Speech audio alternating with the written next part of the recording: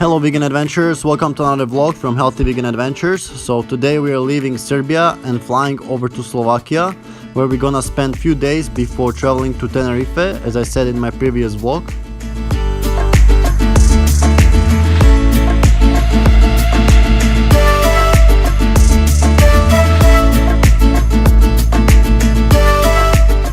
So as soon as we took off from Belgrade International Airport, you can see the insane amount of fields that are taking the space of the land.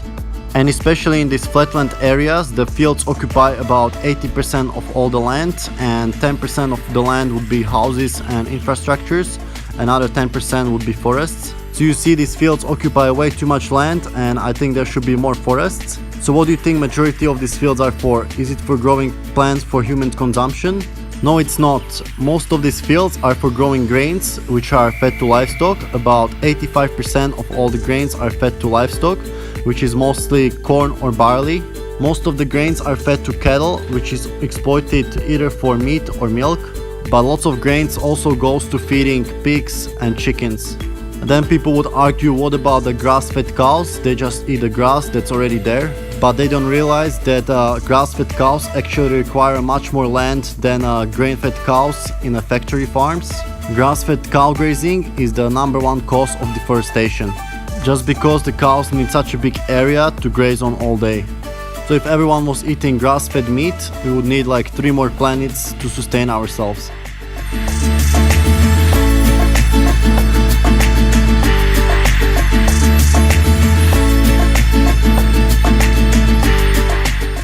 On the way we're following the river Danube, and on this place the river Danube was making a border between Serbia and Croatia.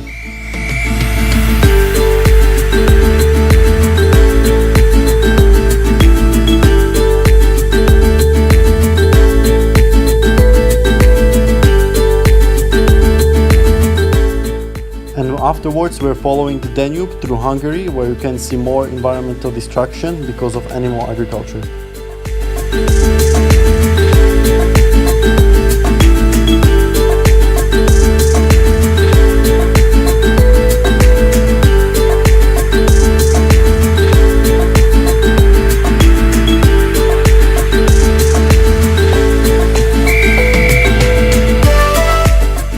And the animal agriculture is not just the leading cause of deforestation, it's also the biggest producer of the greenhouse gases.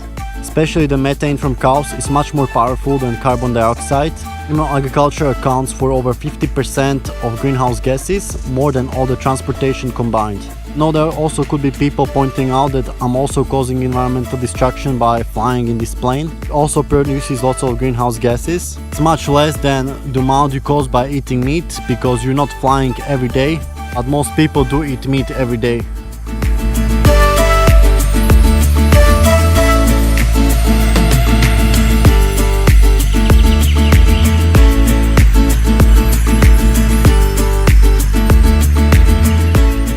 Also, animal agriculture uses much more water than a plant agriculture, especially the cattle industry. So if you don't care about animals but care about environment, you should really stop eating at least beef.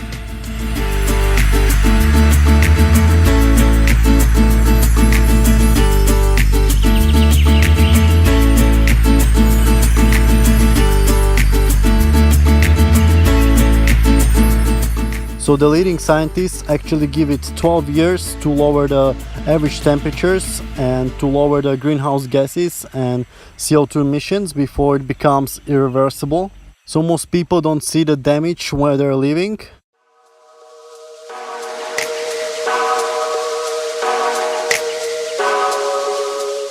So everyday people living in cities especially might not even notice that something is going on with the environment. The first thing I notice, especially when flying in the plane, is the growing number of fields for animal feeding or for grazing animals. But even with climate change, I notice lots of extreme weathers, like lots of rain followed by extreme droughts, like 1 month long. Like for example, now during spring the temperature should have been around 20 degrees, but they're more around 30 degrees. I also noticed the winters will be much more mild. I remember as a child there will be much more snow around for the whole winter.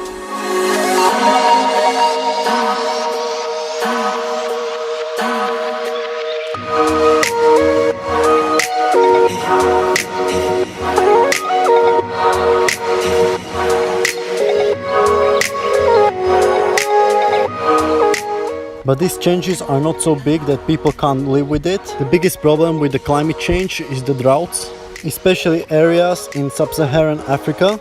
People are getting such a severe drought that it's impossible to grow anything there. The rain season is also getting weaker and weaker.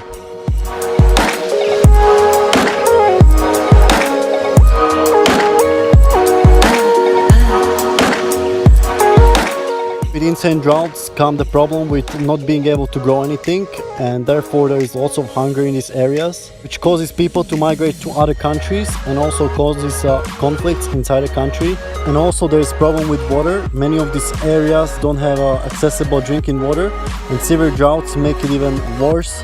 Not to mention that many of these countries are actually growing grains to feed their livestock in rich countries.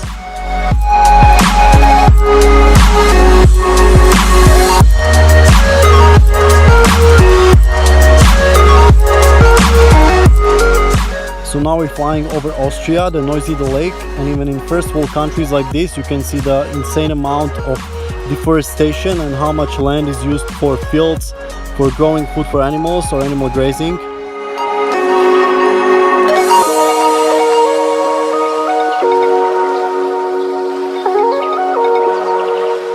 And even though countries like Austria have more strict environmental measures, they're producing more renewable energy from windmills. The cars and factories are more modern and producing less CO2. Trash management is better and they recycle a lot more. But these are all only small steps that are not helping the climate change and environmental destruction that much. Everyone is ignoring the big elephant in the room, which is the animal agriculture, destroying the majority of the environment. Because even the scientists, nobody wants to give up their meat for dinner.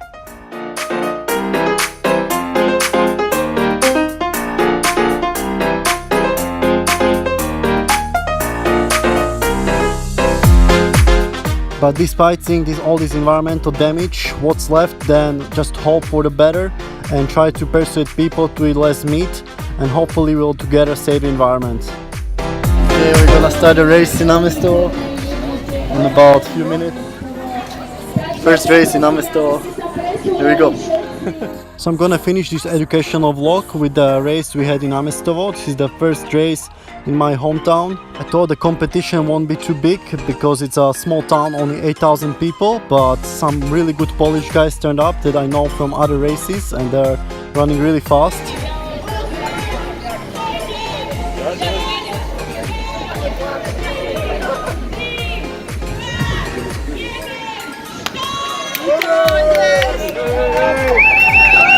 Hey, hey! Okay.